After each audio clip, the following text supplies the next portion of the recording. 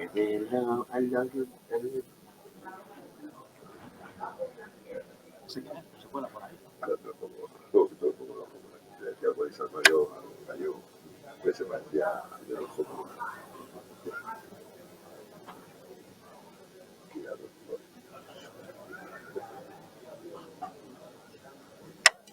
¿De aquí?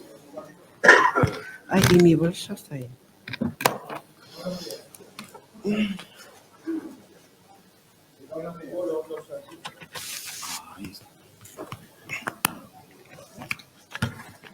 Buenos días. Bueno, estaba prevista esta ponencia en primer lugar, y por responder un poco el piropo de la alcaldesa, pues yo tengo que decirles que he hecho una negociación colectiva con Cande, y quienes hemos trabajado con ella sabemos que Cande es una de las mejores, al menos en mi experiencia personal, una de las mejores abogadas con las que yo he tenido la oportunidad de trabajar, y qué afortunada es Alcorcón de tenerla hoy como alcaldesa. También quiero hacer un agradecimiento especial a Ángel, nuestro presi, que se ha echado a las espaldas esta jornada y la ha sacado adelante. Ángel, muchas gracias. Y ya estamos planificando el próximo congreso.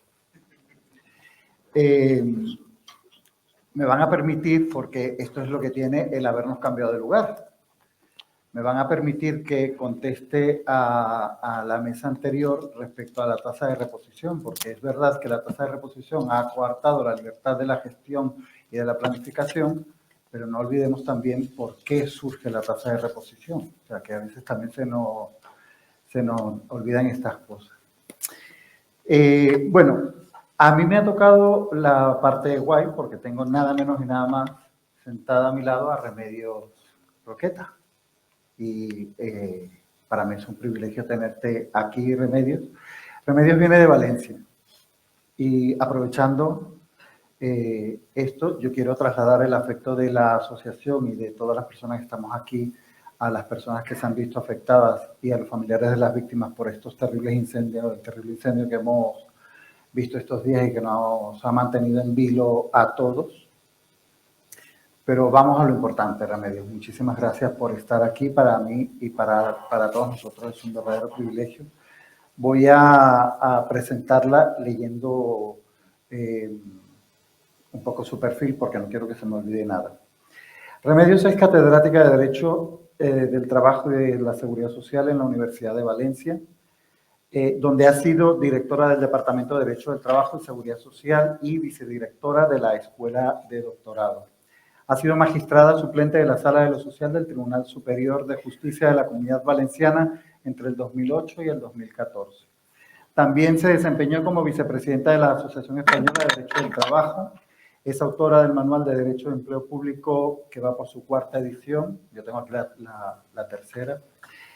Ha publicado monografías sobre diversos temas, por citar algunos de su extensa lista de publicaciones: derechos sindicales de los funcionarios públicos, el trabajo de los artistas, la negociación colectiva de la función pública, la incapacidad permanente, la negociación colectiva de los empleados públicos, la reestructuración de las plantillas laborales en las administraciones públicas.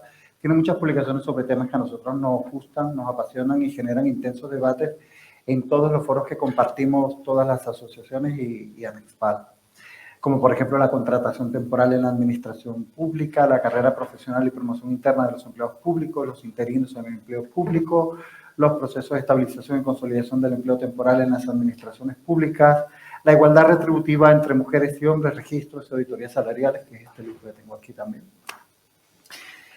Y curioso, pero a Remedios, además del derecho del trabajo y la función pública, también le va el derecho del deporte. Y nosotros que pensamos que nuestro Aurelio era el único. Bueno, en la actualidad es vocal del Tribunal del Deporte de la Comunidad Valenciana, es coordinadora del Máster de Formación Permanente en Derecho Deportivo y tiene unas cuantas publicaciones en esta materia, así como otras tantas publicaciones de derecho laboral relacionadas con la empresa. Remedios, te lo digo, para nosotros es un auténtico placer. Tienes a la gente expectante y hay gente que te quiere preguntar cosas. Ilumínanos, trázanos la línea un poco sobre esto, enmárcanos la negociación colectiva, esa cosa tan interesante que yo he disfrutado muchísimo haciéndola en los años de experiencia que tengo también, y te escuchamos. Muchas gracias. Antes que nada, agradeceros haberme invitado. Es un honor para mí estar aquí en esta sesión para hablar de un tema querido para mí. Es querido porque yo hice mi tesis doctoral sobre la negociación colectiva en la función pública. Cuando lleve 30 minutos, dame un toque. No. Cuando hice mi tesis doctoral, entonces la hice sobre la ley anterior a la LEBEP, la ley del año 1987. Efectivamente, esa ley ofrecía muchas lagunas, muchos puntos claroscuros y eran muchos los problemas que planteaban los estudiosos de la negociación, sobre todo a los laboralistas como yo, que veníamos de la negociación colectiva laboral y cuando tratabas de ver los problemas que plantea la institución en la negociación de los funcionarios públicos y ver cómo se resolvía, pues te encontrabas que no se había regulado, ¿no? Vacíos, lagunas, claroscuros, una penumbra. El LEBEP, en el año 2007, pues como decía Luis Fernando, introdujo claridad en muchos puntos. Pero, como suele suceder, cuando una ley regula un tema y lo trata de resolver, luego venimos los estudiosos y vemos más problemas. Esto pasó y es así. Bien, cuando me invitasteis, me disteis libertad para elegir los temas y los puntos y yo pues me lo he planteado desde el punto de vista de hacer un balance de los temas que pueden plantear problemas en la negociación colectiva, sobre todo en las entidades locales. Lo primero que hay que hacer es un balance positivo de la institución, porque no cabe duda de que ha contribuido a mejorar nuestras condiciones de trabajo, la de los empleados públicos. Y esto es así. Ocurre, sin embargo, que esta regulación, la del Estatuto Básico del Empleado Público, pues presenta algunos problemas, algunas deficiencias, y estas son las que yo voy a tratar de exponer. Estas deficiencias afectan a los 5 puntos o pilares de la institución, desde la estructura de la negociación colectiva, los sujetos negociadores, el contenido de la negociación, el procedimiento y los sistemas de solución extrajudicial de los conflictos. En cuanto a la estructura de la negociación colectiva, el problema principal, creo yo, es que la propia unidad de negociación de la entidad local.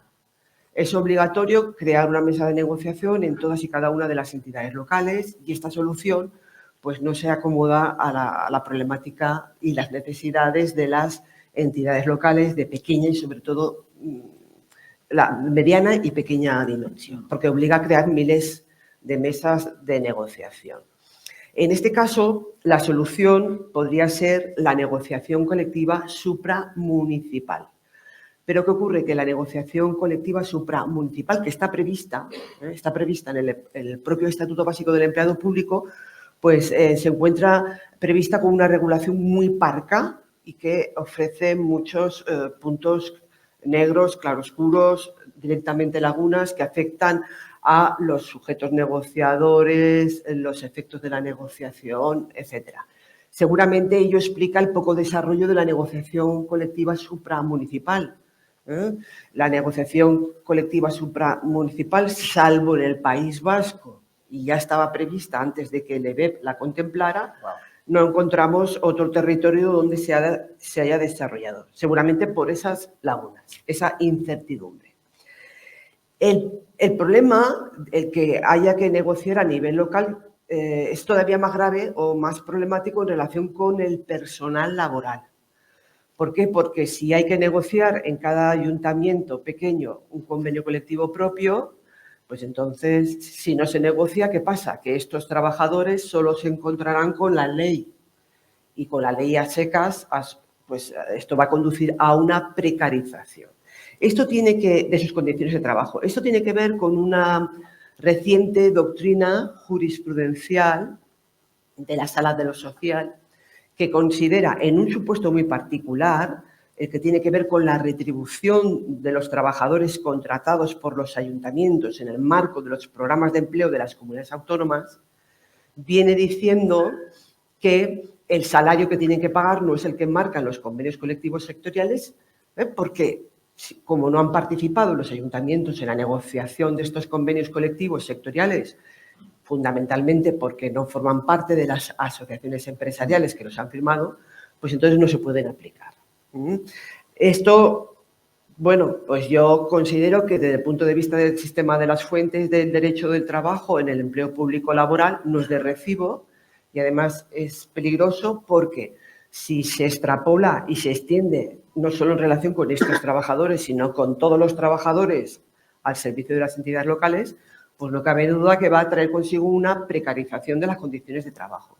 Por eso yo entiendo y sostengo que esta tesis debe mantenerse única y exclusivamente para el supuesto al que se refiere, que son los trabajadores contratados por ayuntamientos en el marco de programas de empleo de las comunidades autónomas.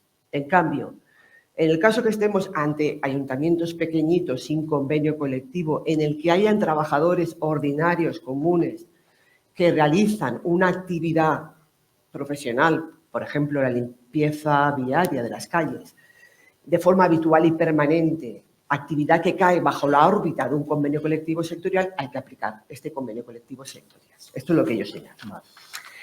Otro tema que se plantea en relación con las unidades de negociación es el que tiene que ver con el ámbito competencial de las mesas de negociación comunes al personal funcionario y laboral de las administraciones públicas.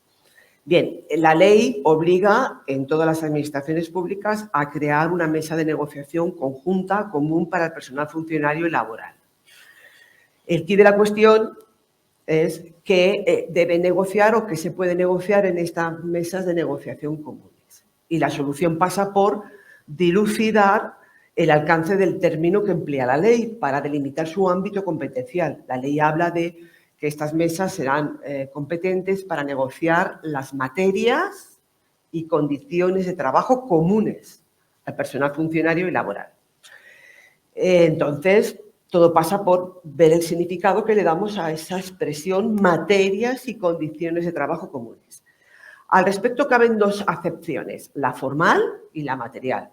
Con la formal habría que convenir que una materia y una condición de trabajo o una condición de trabajo común a personal funcionario laboral es aquella que está regulada en la misma fuente formal, la misma ley y en el mismo precepto para unos y otros, para personal funcionario y para personal laboral. Esta es una opción. Otra opción es sostener una acepción material, entender que una materia o condición de trabajo es común cuando está prevista en la misma fuente y el mismo precepto, pero también en la misma fuente en preceptos distintos o incluso en fuentes formales diferentes si la regulación material es prácticamente la misma o muy homogénea, semejante. Y como es prácticamente la misma, por eso se ha previsto una mesa conjunta para negociar esa condición o esa materia para unos y otros, en clave de eficacia, economía y sobre todo de estricta igualdad. Como los límites de la negociación son iguales para la negociación del personal funcionario y laboral, porque la regulación es la misma, pues no tiene sentido, antes al contrario, lo normal es negociarlo conjuntamente para todos ellos y evitar los agravios comparativos. Esta es la que yo sostengo y según este criterio, pues habría que repasar el EBEP, las leyes de desarrollo del EBEP y otras leyes para ver aquellos preceptos que hablan de empleados públicos y cuando hablan de empleados públicos, sus mandatos, sus reglas se dirigen indistintamente a funcionarios laborales. Pues estamos ahí, por tanto, ahí estamos en una materia de condición de trabajo común. Y luego otros pasajes en el propio EBEP o en la ley de desarrollo del EBEP de la correspondiente comunidad autónoma, que aunque contiene una regla distinta para el personal funcionario y otra para el personal laboral, rascando la regulación vemos que es la misma. Pues tanto yo, según mi entender, también estaríamos ante una condición o materia común a personal funcionario y laboral. Siguiendo este criterio, pues yo sostengo que serían de esta condición lo que atañe a los criterios generales en materia de planes e instrumentos de planificación de recursos humanos, los sistemas de clasificación de puestos de trabajo, las ofertas de empleo público, el el acceso a la selección, la evaluación del desempeño, el incremento global de las retribuciones que ha de experimentar el personal laboral de cada administración pública, los permisos de nacimiento, adopción, la formación continua, la acción sindical en los centros de trabajo, la prevención de riesgos laborales, los planes de previsión social complementaria y los planes de igualdad y otras medidas de promoción de la igualdad entre mujeres y hombres y ahora con el desarrollo de la ley de las personas trans y LGTB, pues también estas, ¿no? ¿Qué ha ocurrido en la práctica judicial?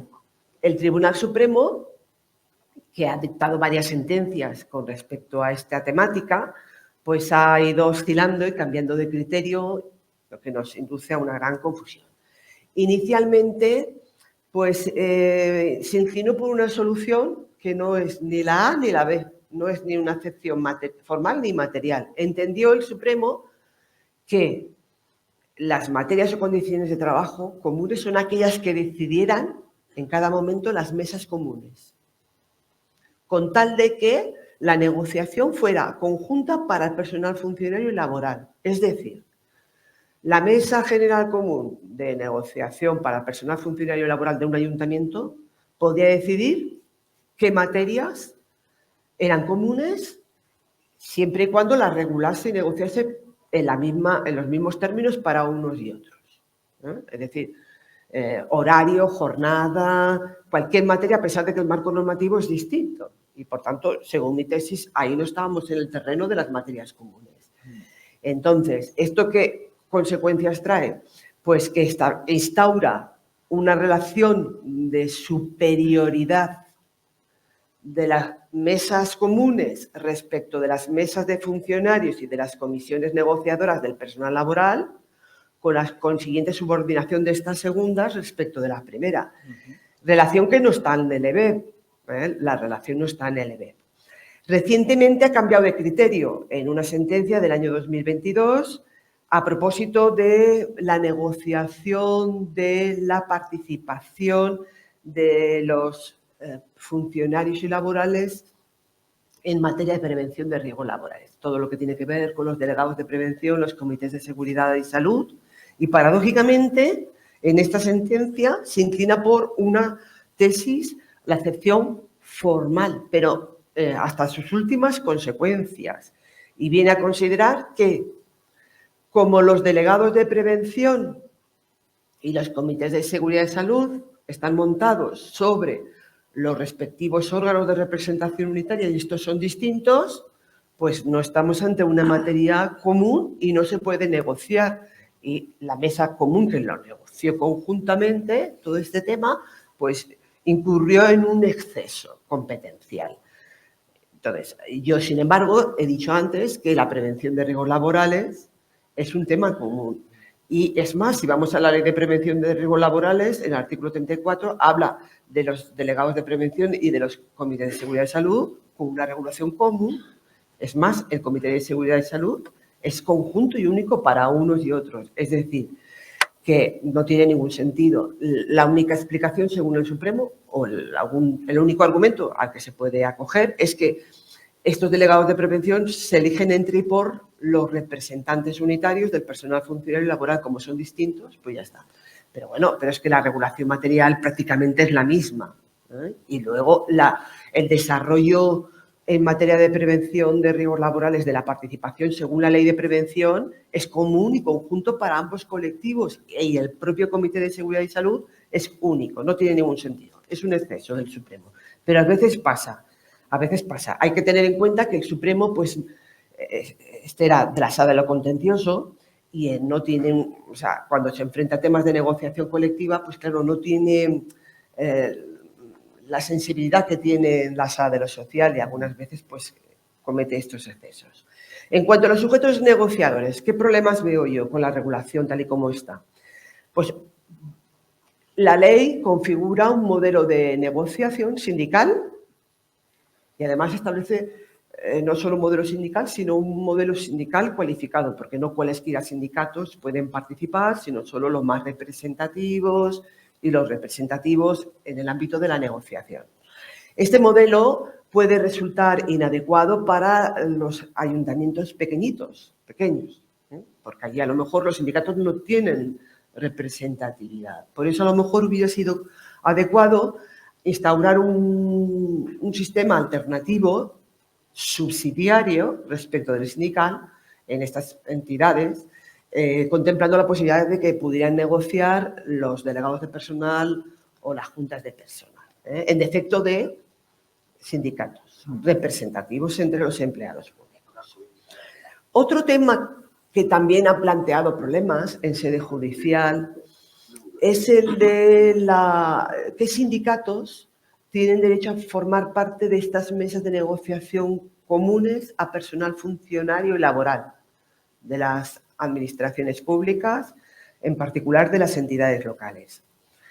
En el caso de que no sean más representativos, ni tampoco CESIF, porque UGT y Comisiones Obreras pues son los sindicatos a los que están invitados en todos los saraos, es decir, eso sí o sí hay que invitarlos a negociar. Y luego CESIF, por el hecho de estar presente en la Mesa General de Negociación de todas las administraciones públicas, esto es, por el hecho de tener una media del 10% de representatividad entre los laborales y los funcionarios de todas las administraciones públicas, pues el legislador ha establecido una ventaja para ellos porque en las mesas comunes que se creen en cada administración pública, pues estos estarán presentes si tienen el 10% de la representatividad, bien entre los funcionarios, bien entre los laborales. No se les pide que tengan un 10% respecto del conjunto.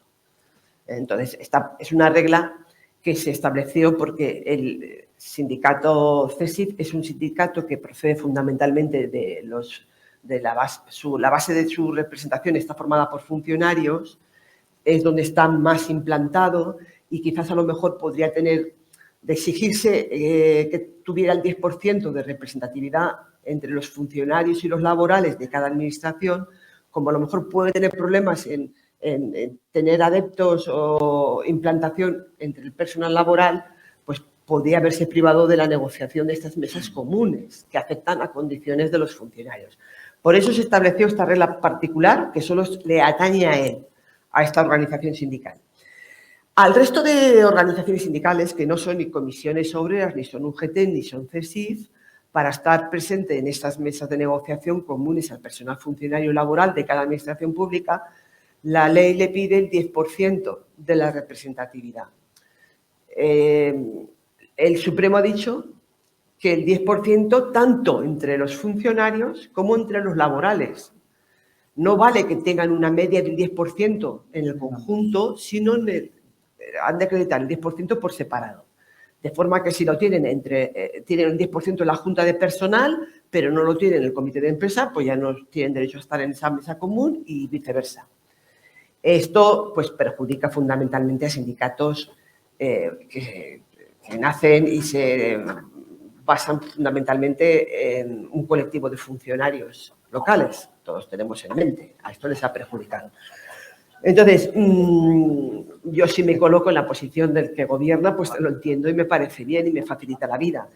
Ahora bien, con la Ley Orgánica de la Libertad Sindical en la mano, pues el artículo 7.2, seguramente estas organizaciones sindicales, con tal de tener presencia, es decir, estas organizaciones sindicales, si no extienden su ámbito de representación al conjunto del personal laboral, no podrían. Pero extendiendo su ámbito de representación, si tienen un 10% en el conjunto de la corporación local, aunque la mayoría se extraiga de la Junta de Personal, con la Ley Orgánica de Libertad Sindical tendría derecho a negociar.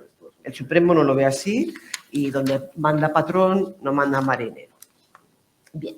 El tercer tema, la negociación colectiva. Pues aquí uno de los problemas con los que nos encontramos es la falta de claridad de la ley. Esto, sobre todo con el tema, en relación con el alcance de la negociación, en relación con las materias organizativas con incidencia en las condiciones de trabajo. Aquí también, y ha habido muchas sentencias con respecto a las RPT, que se tiene que negociar, que si se modifica un puesto o las condiciones de un puesto de trabajo, hay que llevarlo a la mesa de negociación. Aquí ha habido mucho lío, mucha litigiosidad, muchas sentencias, con muchos cambios de criterio. Yo cada vez que tengo que hacerme una idea de lo que mantiene el Supremo, tengo que empezar de cero y repasármelo todo y me vuelvo loca. Entonces, yo creo que para introducir seguridad jurídica habría que delimitar con mayor claridad el alcance de la negociación en estas materias. Y yo aquí vengo de la academia y la academia, una de las cosas que tiene buenas es la independencia, la libertad de criterio. Yo estudio el derecho, aplico las reglas de la interpretación, las técnicas jurídicas de la investigación y llego a unas conclusiones. Entonces, a lo mejor a otra gente no le gustan, pero es... Entonces, lo digo yo porque a Luis Fernando seguramente no le va a gustar lo que voy a decir. Pero yo sostengo aquí que en materia organizativa, pues en estas materias que, por ejemplo, las que tienen que ver con la confección de la plantilla, aquí prevalecen los aspectos organizativos y presupuestarios propios de la potestad organizadora de las administraciones públicas, por lo que es la dotación y asignación de medios personales no tiene por qué ser negociada previamente, como las empresas privadas no tienen que negociar si deciden crear más puestos o no. Esto se consulta, sí, claro que sí, porque incide en las condiciones de trabajo, pero no se tiene por qué negociar. Luego también yo sostengo que tiene que quedar meridianamente claro que en estas materias organizativas con incidencia en las condiciones de trabajo que se pueda negociar, lo que se puede y debe negociar no son las concretas RPT, planes para la ordenación de los recursos, las OPs, las bases de cada proceso de selección, provisión o promoción profesional. No. Lo que se debe negociar es la normativa con arreglo a la cual en cada momento puntual se deben confeccionar estos instrumentos. Esto en la práctica no se entiende. Luego, por otra parte, y aquí me hago eco de lo que sostuvo el informe de la Comisión para el Estudio y Preparación del EBEP, que fue cuando se aprobó el EBEP en el año 2007, pues se formó una comisión de expertos y en esa comisión de expertos se hacían propuestas. Y en este tema, pues se hacían unas propuestas que yo también me sumo a ellas, que tienen que ver, primero, con la clasificación de puestos de trabajo. Se recomendaba dejarlas fuera de la negociación porque afectan más a las potestades de organización administrativa y gestión de personal. Y luego otro tema muy importante, el acceso y la promoción interna, en sentido estricto, la promoción interna.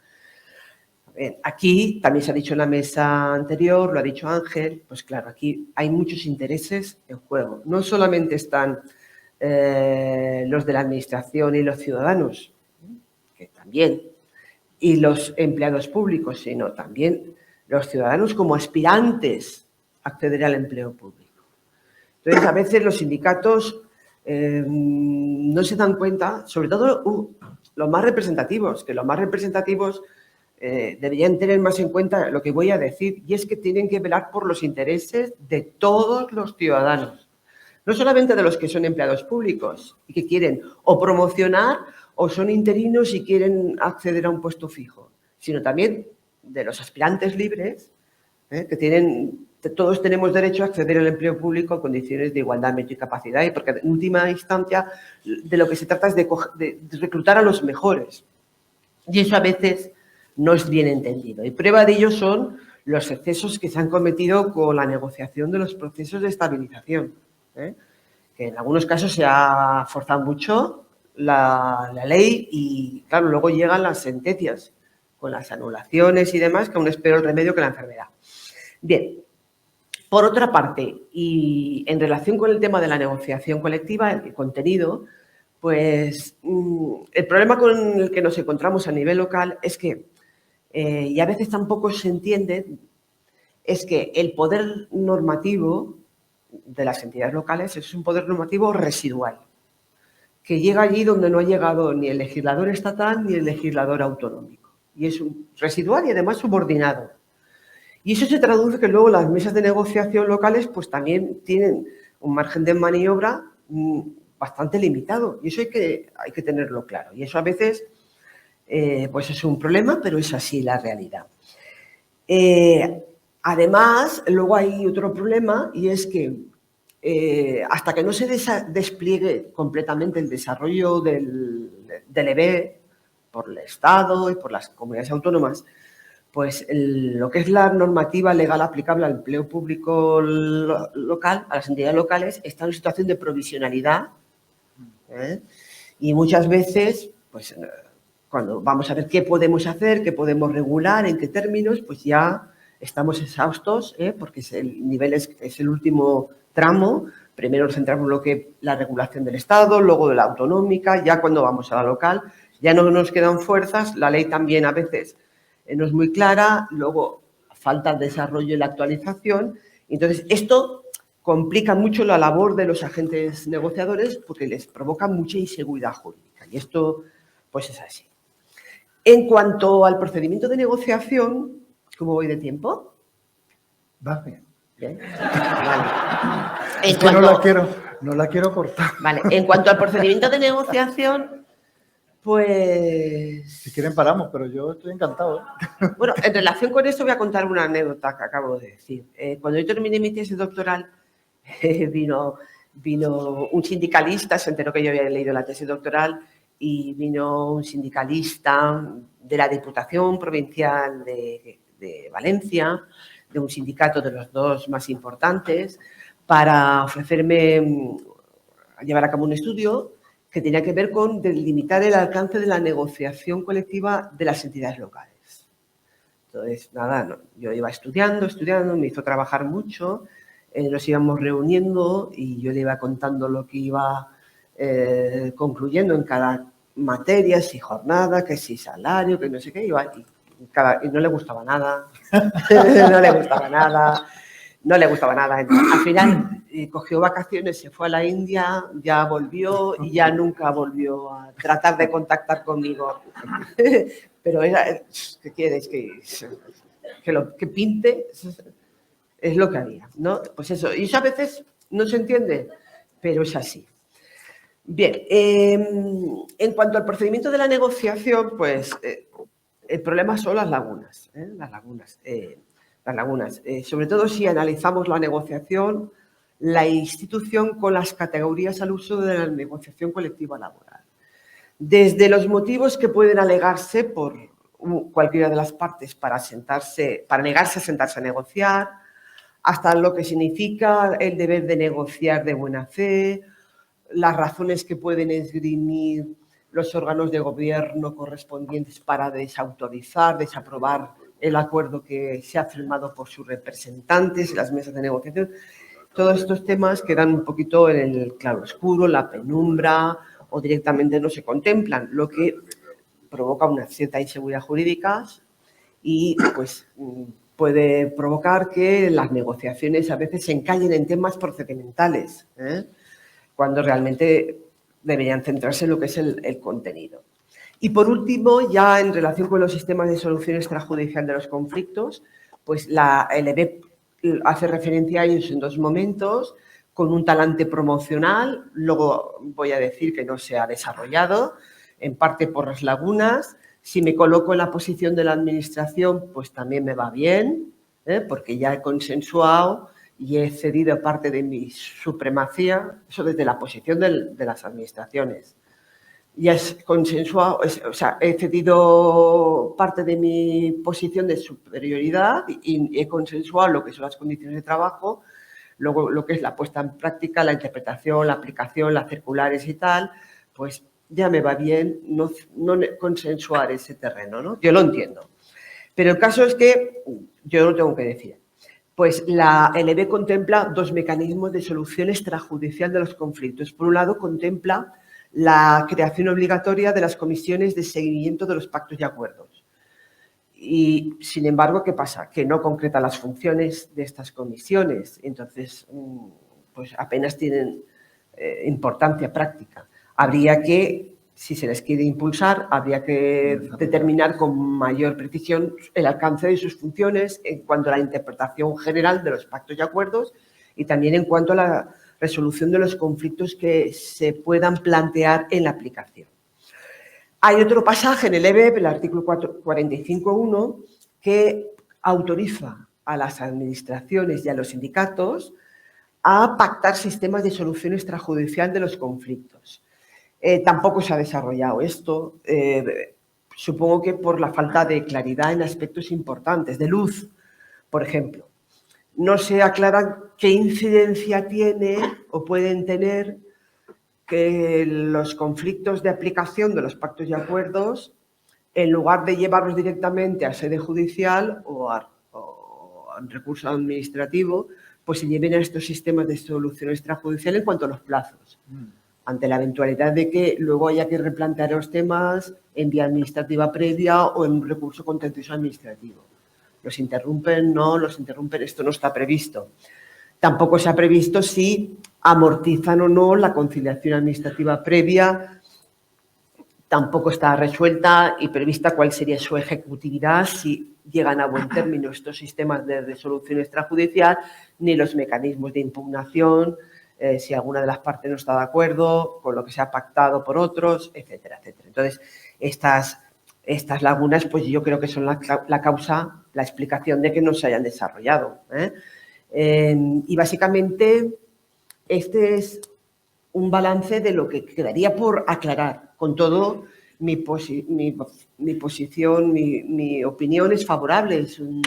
Yo soy empleada pública y mis condiciones han mejorado. O sea, que hay puntos, sin embargo, que se pueden mejorar y es lo que yo señalo aquí. Muchas gracias, Remedios.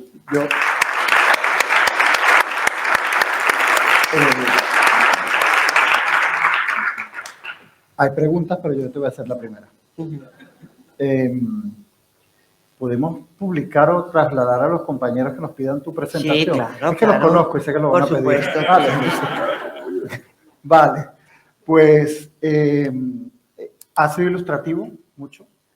En lo que pueda recoger el guante de algunas cosas y doy traslado, porque es cierto que hay cosas que hay que desarrollar, que hay que profundizar, y yo creo que se abre un tiempo interesante con la introducción de las nuevas tecnologías, la inteligencia artificial y todo esto, que yo voy a tener serios problemas con eso, voy a tener problemas con el mando, imagínate como para que me pongan con la inteligencia artificial. Pero me gustaría que la gente comentara o preguntara, y yo le voy a dar paso a mi ex compañera y queridísima Maite, porque si no me pregunta Maite. No hay un micrófono para que Maite pueda, para que todo el mundo la escuche. ¿Tenemos un? Muchas gracias.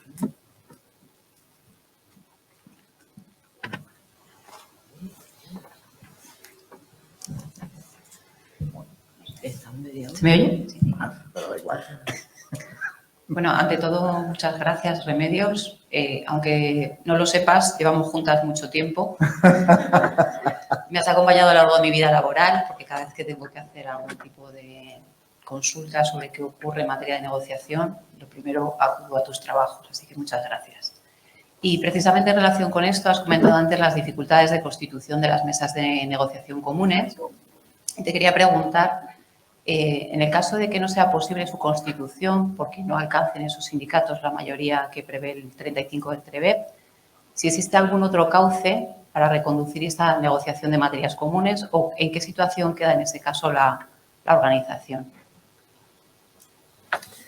Bueno, pues si no se pudieran constituir porque no existen sujetos o sindicatos con representatividad suficiente ni las mayorías, pues yo, si fuera la administración, lo que haría es convocar a los que tengan la mayoría, o sea, la representatividad que tengan, consensuaría con ellos mínimamente y le daría la forma de norma, o sea,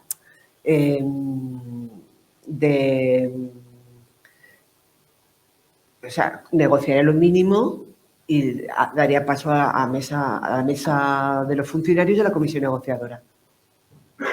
Entonces, ¿sería posible negociar las materias comunes en la mesa de funcionarios y en la mesa de laborales o en la comisión negociadora de laborales? Quiero decir, ¿tendría validez desde un punto de vista legal ese tipo de negociación?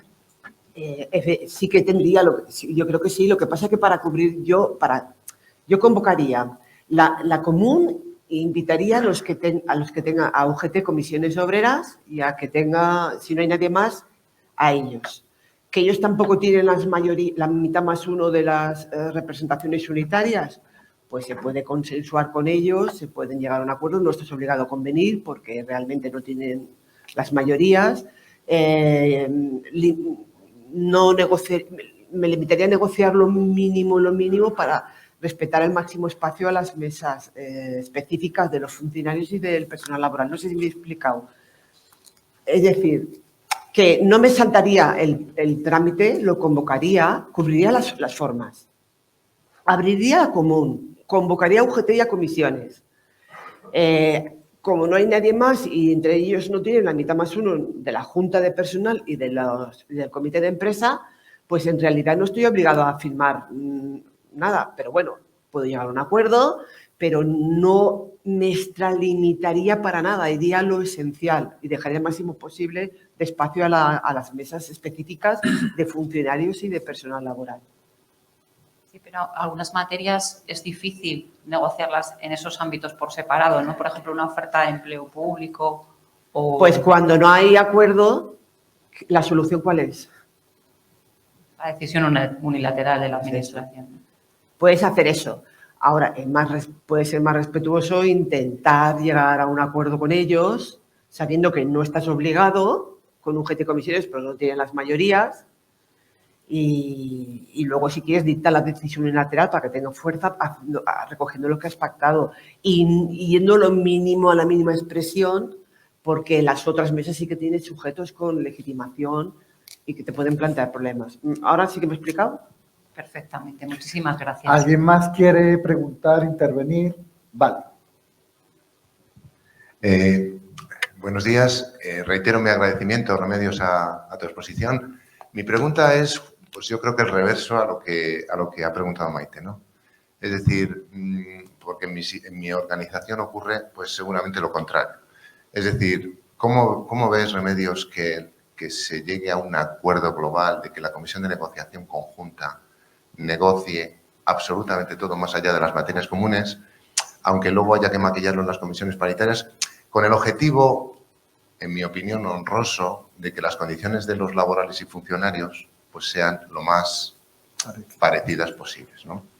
No sé cuál es tu opinión sobre este tema. Bueno, que puedes encontrarte con un problema, porque ahí sí que ha habido alguna sentencia del Supremo que si, en todo caso, tienes que comprobar si en esas mesas específicas habrían sindicatos con derecho a negociar que no están en la mesa común o conjunta. Porque si los hay, tienes un problema. Si los impugnan y la mesa común ha ido más allá de lo que es común, has cerrado la posibilidad de que se negocie en la mesa específica y has hurtado ese derecho a negociar de ese sindicato. ¿Me entiendes? Sí. Entonces, si no coinciden, no lo hagas. En este caso, Remedios, perdona, coinciden y además la idea es que luego se haga el paso por la comisión, digamos, de funcionarios y laborales, pero un paso abreviado, vale, digamos. Pues sí, no hay ningún problema.